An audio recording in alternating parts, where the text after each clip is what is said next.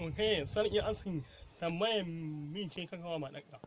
Ina za ki je da sanyin safiyan nan? Gidan markaza ne. Ani ina ɗin ka san nawa gazan ɗin. Ni dai ban san wannan zancen.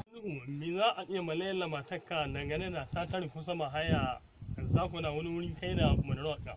Wata irin mahaukaciya ce ke? Ko na ma iya mahu a iya Ga jahilci da auka ai kai yake damu. Ka ɗauko karuwa kana yawo da ita da tsakar rana da ni matanka na yi kishi. Shin karuwata? Wannan ba karuwa ce. Matar da zan aura ce kamar da na aure ki idan kika sake buɗe baki kika ce mata karuwa wallahi sai na wanke ki da baki.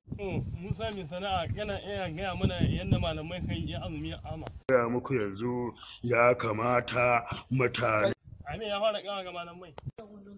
To ba ai. Malam Uru maza ne a Zafara wacce lokacin gwamnati ka sani. Gumi buku.